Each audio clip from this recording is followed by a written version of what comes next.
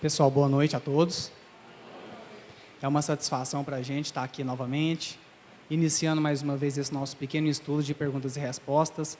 É sempre um prazer, mas é também uma responsabilidade muito grande para a gente estar aqui, né, nesses 50 minutos, falar, né, em nome da doutrina, falar da interpretação que nós damos, né, acerca do que a gente lê, do que a gente estuda, acerca da doutrina. É sempre uma gratificação para a gente, mas é também uma responsabilidade enorme, né?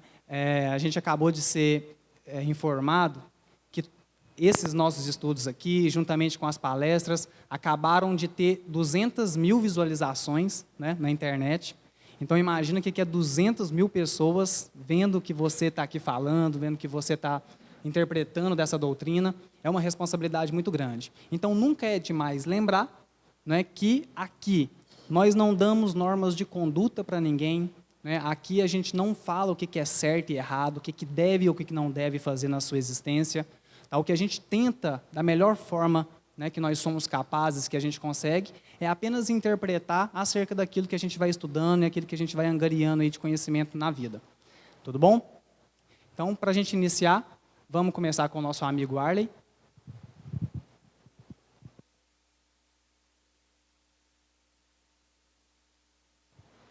Boa noite, companheiros. 8 segundos, né? Tem que esperar. Bom, gente, há uma pergunta aqui, porque quando o médium para de trabalhar com sua mediunidade em uma casa espírita, de umbanda ou qualquer outra, exercendo a função mediúnica, evidentemente, tudo fica desestruturado. A pessoa deixou de frequentar, e aqui ele pergunta que fica tudo desestruturado, segundo a pergunta aqui. Tudo fica complicado na vida. Quando a pessoa retorna aos trabalhos, tudo melhora. Olha, quando a gente dá a impressão que as pessoas têm na mediunidade, que aquilo ali é um mal para a pessoa. Quando ele entra para uma reunião mediúnica, coitado dele, ali ele não pode sair jamais, em tempo algum, ele vai ter que se sujeitar de qualquer coisa à reunião. Não é assim não, gente. Não é assim. Tem tanta gente que tem a sensibilidade mediúnica, mas não vai para a reunião mediúnica, não. Muita gente entende que o aspecto do aprimoramento da mediunidade se dá só dentro de reuniões mediúnicas. Não é assim. Quando estamos aqui aprendendo sobre a vida, sobre a doutrina espírita, nós já estamos fazendo um treinamento mediúnico, já estamos aperfeiçoando a nossa capacidade mediúnica. Por quê? O estudo que a doutrina espírita nos oferece, principalmente através do Evangelho, evidentemente com os outros aspectos também, em proporção, né, para que ela possa entender de uma maneira mais abrangente o assunto.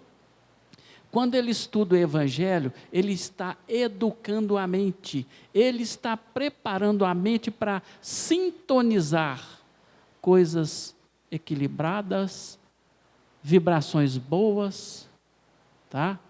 Mas quando o indivíduo, seja qualquer um, mesmo que não tenha uma mediunidade ostensiva, que nunca frequentou reunião mediúnica, se ele não estiver mentalmente harmonizado, equilibrado, ele vai sentir mal. Então não é por ser médium que tem que frequentando ou não uma reunião mediúnica, ele vai se complicar se ele deixar de participar dela. A questão é o seguinte, é o equilíbrio, é o preparo mental e a sintonia que se faz, independente que tenha preparo mediúnico ou não, a sintonia se torna equilibrada, a pessoa recebe influenciações positivas quando ela está sintonizada no bem. Agora é o seguinte, quando a pessoa entra para uma reunião mediúnica, principalmente de desobsessão, é bom que se entenda isso, Muitos casos são resolvidos ali com pessoas que querem o mal de alguém, e dentro da reunião mediúnica, esse indivíduo que quer o mal daquela outra pessoa, e a interferência dos membros da reunião mediúnica, no caso dele, ele considera uma afronta a ele. A gente passa, vamos entre aspas, ele se considera a gente como inimigo, porque está entrando no caso dele e tentando resolver.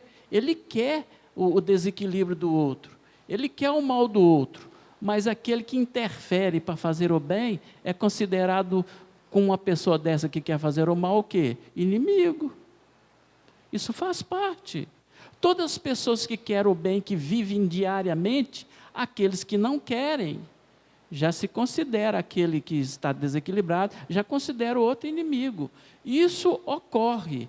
É como se, é até meio assim estranho eu falar, uma reunião dessa, quando você está trabalhando para harmonizar pessoas agressivas, ela se torna inimiga da gente, até que ela passa a compreender a realidade do processo e ver aquilo que aquelas pessoas de bem estão tentando fazer para apaziguar, para harmonizar, é bom para ele. Ele entendendo, ele passa a respeitar também.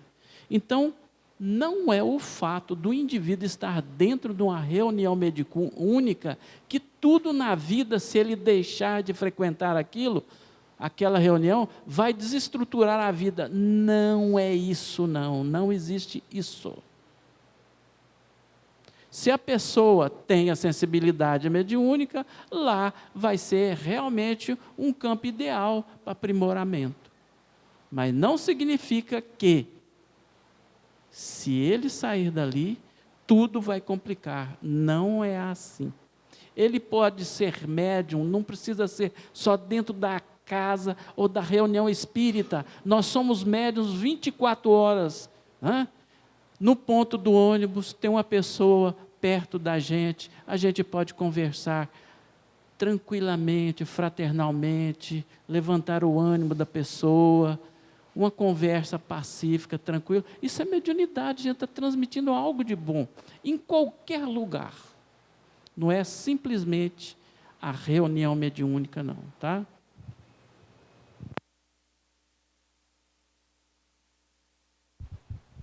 Boa noite, gente. Muita paz para todos, né? Com grande alegria que nós estamos aqui mais uma vez com vocês. Uma primeira pergunta de hoje. Na minha família há um caso de esquizofrenia e vários de depressão. O médico disse que a pessoa esquizofrênica não tem cura e a pessoa responsável pela doente deseja interná-la em um manicômio permanente. O que podemos fazer para ajudar? Bom, aqui a gente tem duas situações para a gente analisar. Primeiro, a questão das doenças mentais. De fato, algumas doenças mentais representam distúrbios muito graves de neurotransmissores do sistema nervoso central e que ainda a ciência não progrediu muito para auxiliar o reequilíbrio dessas áreas desequilibradas. Então, algumas doenças mentais, a gente vai ter realmente uma dificuldade para a cura. E nós temos, assim como outras doenças, o que nós temos a fazer é contornar a situação, é aliviar o sofrimento, tanto da pessoa que tem a doença, quanto daqueles que estão no entorno da pessoa, porque muitas vezes não é só o doente que sofre, mas todos que convivem com aquela criatura que sofre, né? Sofrem todos. A segunda situação seria a situação da família, em que aquela criatura que está auxiliando esta que está doente, se encontra em dificuldade e se sentindo incapaz de conduzir esse amparo que essa criatura necessita. Bom, o que a doutrina espírita traz é que nós não estamos numa família ou em qualquer lugar por acaso, por simples obras do acaso, né? Nós estamos na família que nós solicitamos. Nós estamos convivendo com as criaturas que nós precisamos. Então, de início, os nossos familiares são criaturas com quem nós temos algum tipo de comprometimento, algum tipo de compromisso, né? Então, esse papel de auxiliar aquele que está doente na família, que no momento está cabendo a mim fazê-lo, não é por acaso, é uma necessidade e certamente uma necessidade que foi criada pelo meu próprio espírito, por laços que eu construí no passado e que hoje a misericórdia divina me dá a oportunidade da reconstrução positiva daquilo que foi negativo. Hoje eu tenho a oportunidade de reconstruir de forma positiva. Entretanto, nenhum de nós consegue fazer um esforço maior do que aquele que é capaz e que se sente capaz. Então, nós precisamos potencializar a nossa capacidade para nós ajudarmos mais. Potencializar. E como que a gente potencializa essa capacidade?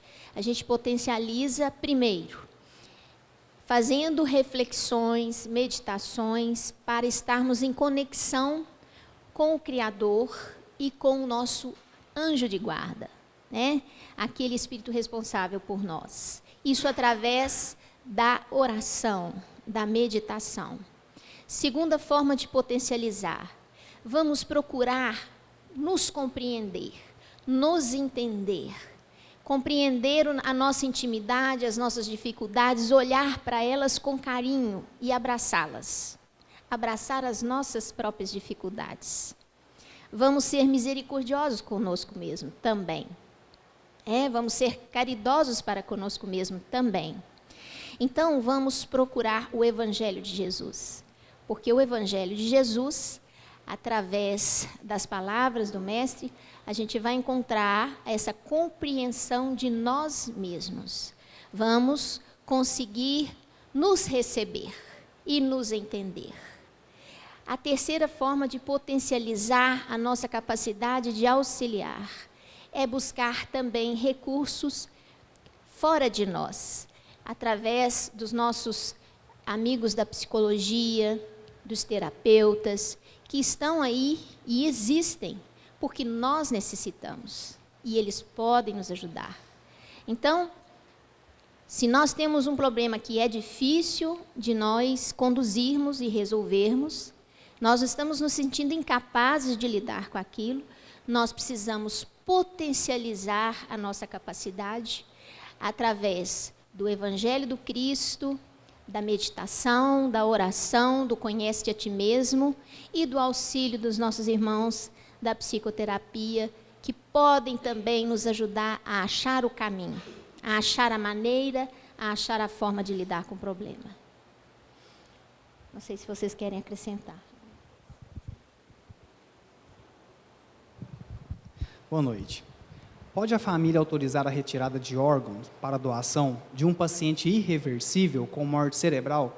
O que o Espiritismo explica sobre esse caso? Eutanásia, assassinato? Obrigado. Nós que agradecemos. Veja bem, isso aqui tem que ser sempre conversado com a pessoa, tá, gente? É por isso que é bom a gente conversar em família, para que a pessoa possa saber dos nossos desejos, né? Se a gente deseja doar, se não deseja. Porque você fazer a vontade da pessoa, se ela tiver explicitado, sempre é o melhor caminho. Sempre é o melhor caminho. Até porque, se a pessoa não explicita isso durante a vida, e depois que ela desencarna, se a família resolve doar, se esse espírito for muito apegado à matéria, pode ser que isso gere uma revolta no espírito, ele pode estar enxergando o que está acontecendo com o corpo dele. Porque desencarna, gente, cada um vai ter um fim, né? Cada um, tem gente que vai para um hospital, tem gente que vai encontrar com a família, com aqueles que já desencarnaram, tem gente que vai ficar num ambiente doméstico, tem gente que está no hospital, desencarna do hospital, ainda fica um bom tempo ali nas mediações do hospital, de algum leito, que às vezes a pessoa fica meses num leito de hospital, ela desencarna, ela pode ficar ali, girando em torno do seu quarto. Então ela pode ver e acompanhar o que está acontecendo com o seu corpo depois do desencarne.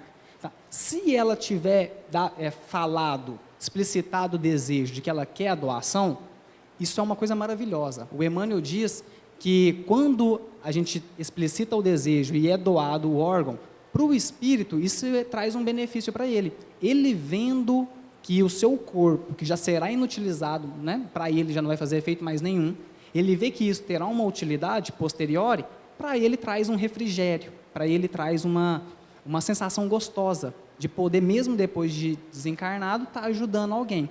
A questão toda é, o Espiritismo fala o quê? Só existe doação de órgão depois que já é detectado morte encefálica, tá? Não é morte cerebral, né? São conceitos diferentes.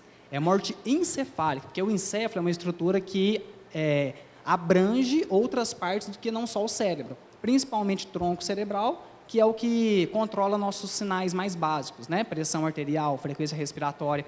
Então, quando você tem essa morte encefálica, é uma bateria de exames que é feito para detectar essa morte encefálica. Se detectou, faz vários EEG, você faz teste no nervo aqui, vestíbulo coclear, você faz um monte de testes. Detectou, o paciente está com morte encefálica, pronto, e não volta mais. Isso sim é uma morte irreversível. Nesse caso, se a família autoriza, o único, entre aspas, mal que a gente pode fazer para aquele ser é se ele é muito apegado à matéria, e ele não queria a doação. Então, se ele não queria, e ele falou em vida que ele não queria, mesmo assim a família quis doar, pode ser que é gerado uma revolta nele depois de desencarnado. Pode ser que não também. Ele pode virar e falar assim, olha, o pessoal quis doar, que bom que vai fazer algo para alguém, depois que ele se vê que ele continua vivendo. Mas é uma loteria. Vocês concordam que é uma loteria? Então, o interessante, o ideal é você questionar o seu familiar, né, em vida, vocês se conversarem e saber se você realmente deseja doar e se você não deseja, tá? Não é eutanásia, tá bom? Isso não é o Espiritismo que explica, é a ciência que explica, não é eutanásia porque a pessoa já está em morte encefálica. Quando ela não está em morte encefálica, ela preserva esses dados vitais, né, espontaneamente, a gente fala que ela está em um estado comatoso, aí sim, se você vai lá e desliga, por exemplo, um aparelho, aí sim você está provocando a eutanásia. Tá? Aí, nesse caso, o Espiritismo não concorda, porque aquele tempo que uma pessoa está passando, né, ainda ali parada, o seu corpo está parado, nós estamos vendo só o corpo, mas a gente sabe da atividade que aquele espírito está tendo no mundo espiritual, a gente sabe das indagações que ele está fazendo por ver o corpo dele, às vezes anos, num estado comatoso, porque, de certa forma, ele tem que estar ligado àquele corpo, senão o desencarne já teria sido dado. Então, o Espírito São Luís, no Evangelho segundo o Espiritismo, ele fala isso. Ele fala o seguinte, às vezes, 1 minuto de reflexão bem feita no momento da morte, pode valer toda uma existência. Então, quando a gente vê um idoso, às vezes, sofrendo, passando aquele período na cama, e a gente olha e fala, nossa, gente, como é que Deus deixa uma coisa dessa acontecer? Que dó, por que não morre logo de uma vez, né, para acabar com esse sofrimento? É o que a gente pensa, porque a gente só olha o aqui e agora, mas às vezes as reflexões que aquela pessoa está passando naquele momento, pode ser muito melhor do que 80 anos de existência que ela teve aqui, e ela pode se redimir em questões de saber qual é o objetivo da vida naquele instante, né? Certa vez o Chico tinha um rapaz, 15 anos, estado comatoso, ligado em aparelho, a família chamou, o Chico falou assim, aqui a gente está querendo desligar. E aí? O que o senhor me diz? A gente desliga? 15 anos. Ferida para tudo quanto é lado, úlcera de pressão para tudo quanto é lado, aquele sofrimento. Aí o Chico falou assim, uai amigos, vocês podem até desligar, mas eu só preciso informar uma coisa para vocês agora, antes. O Emmanuel está me dizendo que esse espírito, ele tem dezenas de inimigos espirituais, devido à existência anterior dele. Dezenas. A espiritualidade está aproveitando esse tempo que ele ainda está ligado no corpo, para tentar conversar e tratar fraternalmente os espíritos que estão querendo vingança contra ele. Esse tempo, esses 15 anos, muitos espíritos já pararam com o desejo de vingança. Só que ainda tem tantos outros que ainda estão querendo vingar. Se ele desencarna e sai do corpo, automaticamente os espíritos se acoplam a ele. E ele não vai conseguir resistir. Então vocês podem desligar. Só que vocês sabem do mal que vão estar fazendo para esse espírito. Tá? Então, a eutanásia o espiritismo não corrobora com ela. Mas nesse caso aqui de morte encefálica, já não é mais eutanásia. Olá, boa noite. Sou um médium. Quando tenho dúvida, faço a pergunta e a resposta sempre vem à mente. Quanto à bebida alcoólica, a resposta que eu obtive foi que os laços do perispírito com o corpo se afrouxam e que como se o obsessor pudesse entrar entre eles e assumir o controle daquele corpo que não é, daquele corpo. Essa resposta procede? Bom, eu tenho experiência há mais de 40 anos dentro da área mediúnica.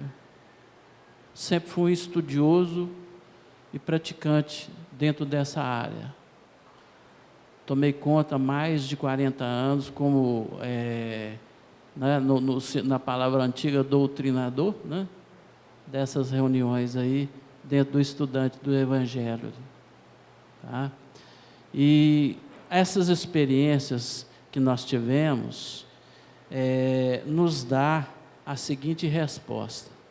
Aqui ele diz que a bebida alcoólica, conforme a orientação que ele esteve, né, da pergunta mental que ele fez, ele como médium, dizendo que no caso de obsessão, a bebida faz com que o perispírito fique mais afrouxado do corpo espírito, do corpo físico, e o obsessor aproveita, entra naquele meio espaço, né, do perispírito e do corpo físico, e ele consegue dominar. Ele pergunta se procede. Estou apenas esclarecendo e ampliando mais, né, a percepção da pergunta do companheiro aqui.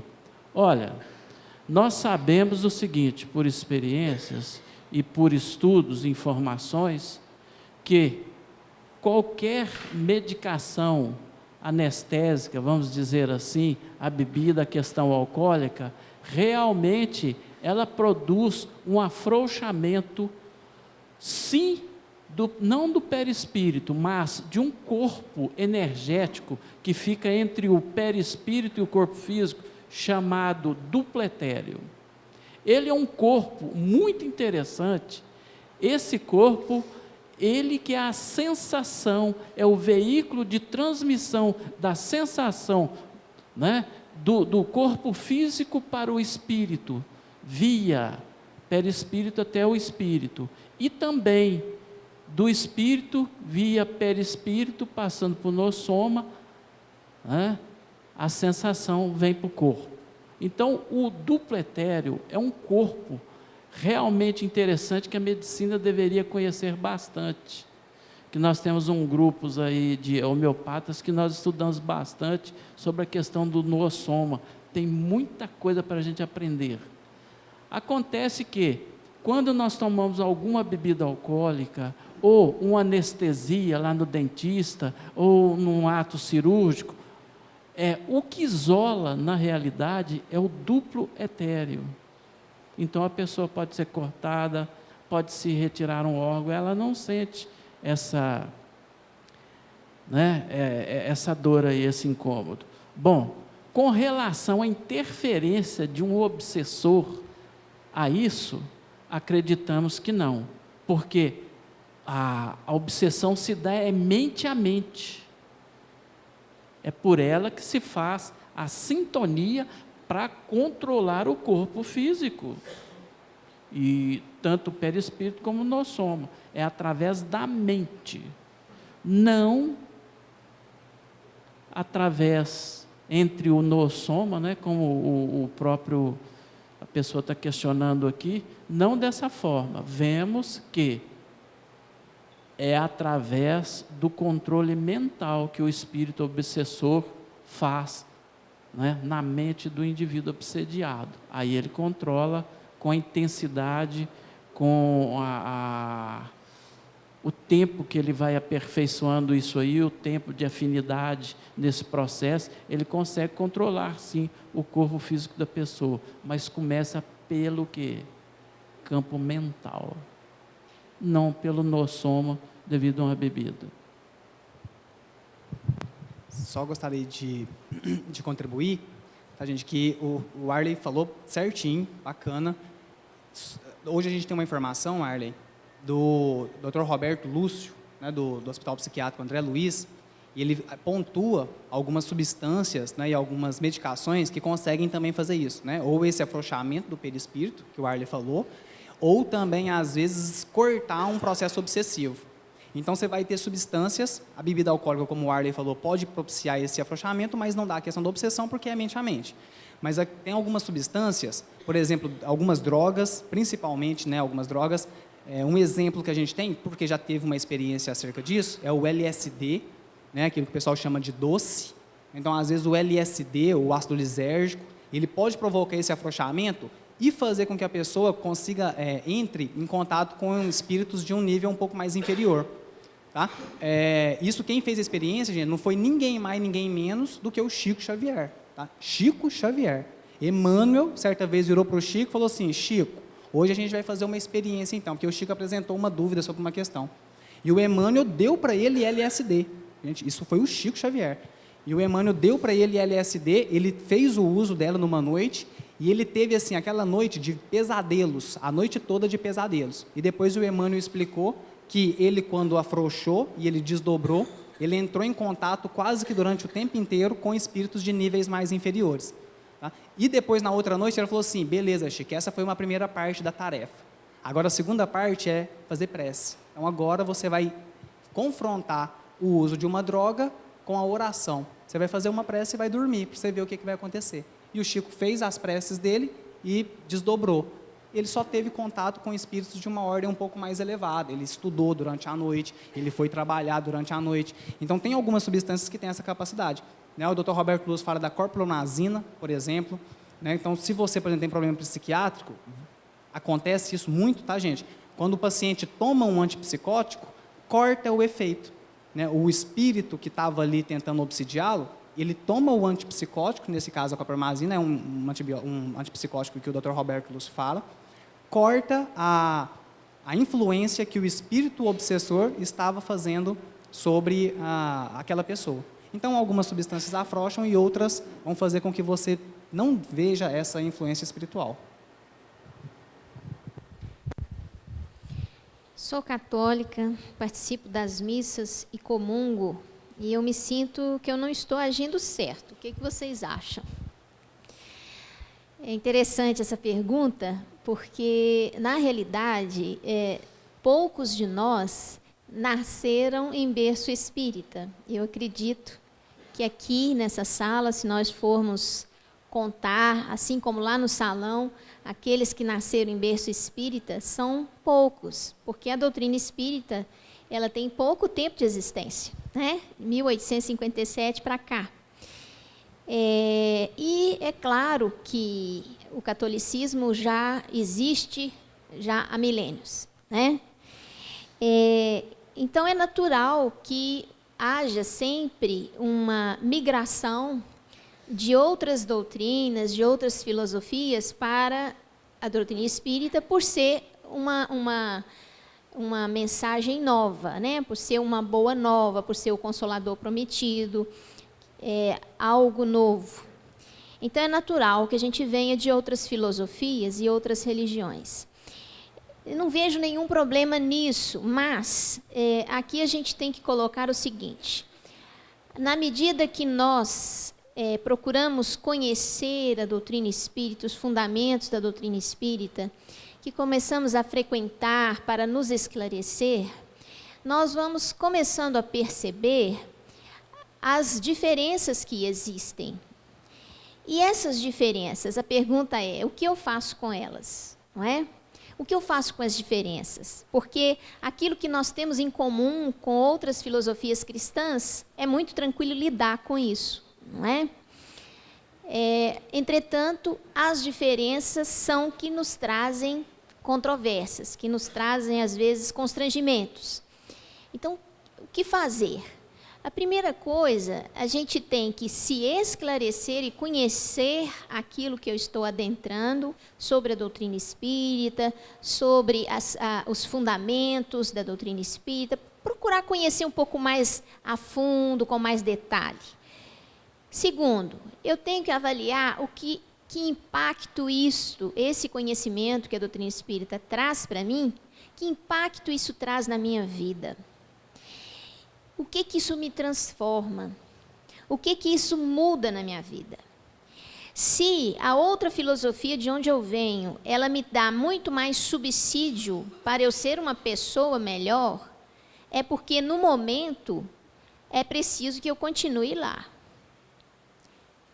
No entanto, se eu adentro a doutrina espírita e percebo que ela acrescenta uma série de conhecimento, de recursos, de instrumento, que me fazem ter a coragem, a resistência, a persistência de ser uma pessoa melhor, no sentido de mais misericórdia, né? No sentido de mais amor, compaixão, perdão. Se a doutrina espírita me faz ter mais coragem para essas atitudes, então certamente que a doutrina espírita deve ser abraçada. E naturalmente eu vou me desvinculando gradualmente daquelas pequenas diferenças que existem entre a doutrina espírita, que é uma filosofia cristã, e outras filosofias cristãs, não é? Então esse desprendimento dos rituais, né? Daquilo que faz parte integral da outra filosofia, eu vou me desligando até perceber que aquilo realmente não tem trazido grandes mudanças na minha vida. Mas se a doutrina espírita traz, é muito bom que você abrace com amor, com carinho e com dedicação. Eu costumo dizer o seguinte: não existe, fora da doutrina espírita não há salvação. Não existe isso, gente. Não existe isso, tá? O que existe é um Pai misericordioso e nós que somos todos, a nível de planeta Terra, filhos do mesmo Pai. Todos somos irmãos. Isso é o que existe. Entretanto, aceitar a paternidade divina, cada um faz o seu caminho para aceitar essa paternidade. E eu digo a vocês que a doutrina espírita nos mostra um atalho. A gente chega nessa aceitação da paternidade, de se reconhecer filho de Deus. Quando a gente reconhece isso, é quando nós somos capazes de ver o nosso próximo como a nós mesmos. Aí nós aceitamos a paternidade divina. E eu digo que a doutrina espírita é um atalho. Ela facilita o alcance dessa compreensão. Mas os outros caminhos todos também, que têm como finalidade nos aproximar do Criador, vão fazer isso conosco também. Entretanto, o tempo que vai demorar vai ser maior, o caminho vai ser mais longo, né? Nós vamos demorar um pouco mais para atingir esta condição. Mas todos os caminhos que nos levam ao Pai têm por objetivo único aquilo que a doutrina espírita também tem. Boa noite. Tenho verdadeiro fanatismo por música e me orgulho de ter bom gosto nas minhas escolhas. Gostei da sinceridade. Gosto de MPB, orquestras clássicas, New Age, nacionais, de cantores consagrados. O problema é que, quando gosto, não paro de ouvir ou assistir aquela música e a orquestra. Parece que fico em transe hipnótico. Quanto mais ouço ou assisto, mais quero repetir. Me sinto como se estivesse fazendo parte da orquestra e como se soubesse tocar cada um dos instrumentos. Me emociono e chego a chorar ou fico ansiosa. Como explicar essa paixão ou fanatismo? Gente, bem-vindo ao clube, né? Venha, isso é bom demais, isso aqui é uma delícia. Né? A arte, a gente tem que se alimentar de arte também. Né? A velha música do Titãs, né? Você tem fome de quê? Você tem sede de quê? Então a gente tem que transcender tem que transcender. E a arte é uma das maneiras que nos ligam a esse mundo que está um pouco mais além do que nós, de uma forma fantástica. Agora, o que a pessoa tem que ver é a que ponto isso está prejudicando ela. Se o fato dela se tornar ansiosa é uma ansiedade que paralisa, é uma ansiedade que perturba, é uma ansiedade que faz com que ela deixe de fazer outras atividades, aí está perturbando. Aí, tudo em excesso faz mal. Então, é a pessoa que tem que se avaliar. Você tem que virar para você mesmo e se perguntar assim, essas músicas, quando eu estou lá, né, toda inspirada, ouvindo a música, isso me serve de inspiração?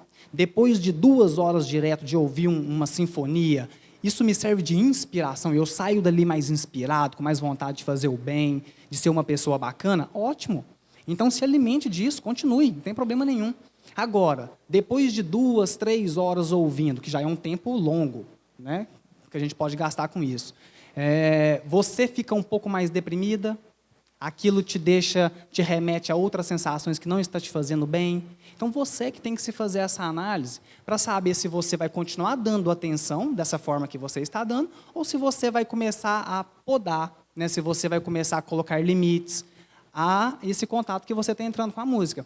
Porque pode ser, né, isso é uma explicação, que você, numa existência anterior, você realmente entrou em contato com esses instrumentos, que você sabe tocá-los, que você é uma pessoa que já participou de orquestras, e agora, quando você ouve, aquilo reaviva em você uma certa vontade de estar lá na frente, de estar regendo uma orquestra. Isso pode te reavivar isso. Agora, você tem que analisar o seguinte, é a sua proposta atual de existência? A música, trabalhar com música, é a sua proposta atual? Só você que vai chegar nessa resposta. Se for, vai embora, entra de cabeça. E pronto. Agora, se você achar que a vida já está te chamando para outros tipos de atividades, aí você regra, aí você coloca aquela música só para te servir de inspiração. O Chico, por exemplo, tinha uma veia musical enorme, tanto que quando ele ia psicografar, ele pedia para o pessoal colocar Beethoven, né, Bach, Tchaikovsky, aquilo inspirava ele, e ele psicografava que era uma beleza, né, o homem nem parava de escrever. Só que certa vez, Chico comprou um piano e falou assim, vou aprender a música, teoria musical. Aí um amigo dele lá, não sei se ele estava já em Uberaba, virou para ele e falou assim, Chico, beleza, eu te ajudo a comprar. Ficou todo animado. E o Chico virou para ele e falou assim, se eu aprender teoria musical, eu posso completar, se não me engano, é a 5ª Sinfonia de Bach, ou 6ª Sinfonia de Bach, se alguém aí souber, tem uma Sinfonia de Bach que ela foi incompleta. Não sei se ele desencarnou quando ele estava fazendo, mas ela está incompleta até hoje. E o Chico virou e falou assim, se eu aprender teoria musical, eu posso completar essa sinfonia. Aí o amigo dele ficou doido, né? Nossa, vamos ganhar um dinheiro com isso? Né? Vamos, Chico, vamos aprender então. Pronto, hora marcada, piano na sala, chega a professora de piano, o Chico entra, de repente começa a chegar doente. Marcar 2 horas da tarde, começar a aula de piano. Começa a chegar doente, e o Chico não queria deixar eles do lado de fora da porta. Não, vai entrando, senta aqui. Aí foi entrando aquele monte de doente lá. Não, gente, é só 1 hora. É que eu estou começando hoje minha aula de piano, tranquilo. Aí, de repente, quem que entra? Aquele homem de 2 metros de altura, Emmanuel. Emmanuel entrou e falou assim, Chico, que é isso? Viu o piano? Viu que é um monte de gente? Assim, alguma festa? Vai ter festa aí, Chico? Você não me avisou? Aí o Chico virou para ele e falou assim, Emmanuel, não. É que hoje eu vou iniciar minha primeira aula de piano. 1 hora por semana. Aí o Emmanuel virou para ele e falou assim, você ficou doido? Onde é que você está com a cabeça? E esse monte de doente aí esperando? Aí ele, Emmanuel, mas é só 1 hora. Aí o Emmanuel, beleza, Chico, se você quiser ter aula de piano, você pode ter. Eu tenho mais o que fazer. Depois daqui 1 hora que você desejar minha ajuda, eu vou estar em outros tipos de atividades. O doente tem que ficar esperando você ter aula de piano? Com um mentor desse, você não precisa de mais nada, né? É uma beleza. Então, olha a resposta que o Emmanuel deu para o Chico Xavier. Por quê? Porque a proposta do Chico nessa existência não era a música, não era desenvolver esses dotes musicais. Então, a pessoa tem que se fazer essa avaliação. Isso é interno, é dela, é subjetivo. Ela que tem que parar, fazer uma meditação. Se a proposta for música, beleza. Se não for, utilize a música apenas como inspiração e vá embora. Vou responder mais uma só porque eu vou pegar carona na resposta anterior. Toda pessoa que faz uso de remédio de controle pode ter contato com os espíritos de pessoas que morrem? Veja bem, todo mundo pode ter contato com os espíritos de alguém que já morreu. Tá? tanto que todos nós temos certos níveis de mediunidade. O remédio ou propicia isso ou não? Foi o que eu acabei de responder na pergunta anterior, né? Alguns remédios podem auxiliar, outros não. Não é regra, não é toda pessoa que toma um remédio controlado que vai ter essa capacidade aumentada de entrar em contato. Tá? Então, um remédio que propicia isso, né, eu falei da substância LSD, mas um remédio, Aldol, né, isso, por que eu estou falando isso? Porque o Roberto Lúcio pesquisou e isso foi um remédio que ele escreve nos artigos dele. Tá? Então, o Aldol é um remédio que causa uma depressão do sistema nervoso, mas faz com que a pessoa perceba mais esse mundo extrafísico que nos cerca. Tá? Então, algumas substâncias sim, outras não. Tá, então eu tenho que tomar remédio para ver espírito? De maneira alguma. Tá, gente? Não vamos querer tomar remédio controlado para que a gente tenha um contato maior com a espiritualidade, até porque isso vai depender da capacidade que você tem de filtrar esse mundo que está à sua volta ou não. Tá? Então, não é regra. Óbvio que toda pessoa que toma remédio vai entrar em contato com a espiritualidade.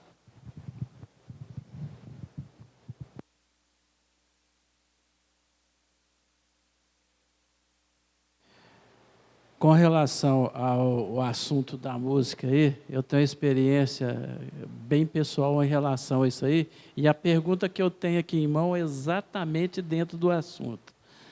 Sobre essa questão do Chico Xavier, né, que ainda ele tinha a missão dele, e evidentemente ele é um espírito já envolvido com música, né? É interessante que eu sempre amei música de paixão.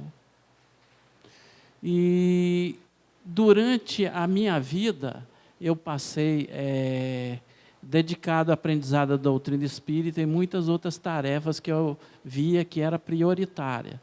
Depois, quando eu cheguei a uma certa idade, eu estou com 62 anos, eu aposentei há uns 3 anos atrás, eu estava caminhando, fazendo uma caminhada, repentinamente eu tenho a sensibilidade mediúnica, eu senti uma voz, Arley, agora está na hora de começar a aprender música. Vá tocar violino, é o seu instrumento. Na mesma hora, eu, do jeito que eu estava, cheguei em casa, só peguei o cartão meu do banco, fui lá na cidade, comprei um violino, afinei e toquei. Afinei e toquei. Toca em orquestra. Passou um tempo, veio. Você sabe tocar viola erudita? Fui lá, comprei a viola erudita, afinei e toco. E toco. E vou começar a tocar a partir da semana que vem na orquestra, por ordem do meu maestro. Outra coisa, você sabe tocar piano? Tem uma vizinha lá que toca piano, é professora de piano, fiz umas 4 aulas com ela, falei, não preciso disso não, eu sei, sento, faço músicas, toco. O que vem na minha cabeça, fecho os olhos e fico apreciando a música que vai saindo. Eu já conhecia e já fui músico e sou músico. Chegou a hora de desenvolver esse processo. Estava bloqueado. Se eu tentasse, não conseguiria. Não conseguiria. Mas, vamos dizer assim, liberou. A partir de agora vai. Aconteceu isso. É interessante.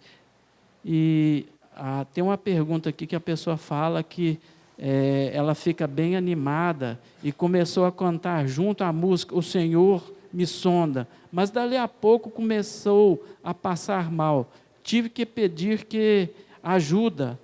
Será que ela pode? A pergunta é a seguinte, posso ouvir esse tipo de música? Mas claro que pode. Se você sentiu mal, será que realmente foi aquela música tão maravilhosa? Né? Interessante que é o seguinte, a música, ela serve de ignição para as coisas passadas, às vezes fatos muito trágicos, dolorosos ou alegres, que teve uma música ali naquele instante que nos marcou. Em outras épocas, se ouvirmos aquela música, ela vai o quê? Aflorar todo esse sentimento que está ligado com aquela música. Evidentemente, possa ser que aquele tipo de acordes semelhantes a essa música, poderia não ser essa música, veio então aflorar o quê? Aquele momento que a pessoa teve aquela experiência, que teve, né? Veio à mente aquele tipo de coisa. Mas a música, inclusive, esse processo que está despertando da música, nós temos uma missão que já foi revelada para nós aqui, entre aspas. Eu tentei montar aqui uma orquestra, tentei montar aqui um coral dentro dessa casa. Não conseguimos. Gente, eu estou perdido, o que eu faço? Encontrei umas pessoas que já estavam tocando. Hoje nós já fizemos apresentação várias vezes com essa orquestra aqui. E vamos ter um concerto no final do ano com ela, aqui dentro dessa casa. Bom, sabe por que ela nasceu, essa orquestra? Veio a revelação. Vocês vão trabalhar a evangelização através do som.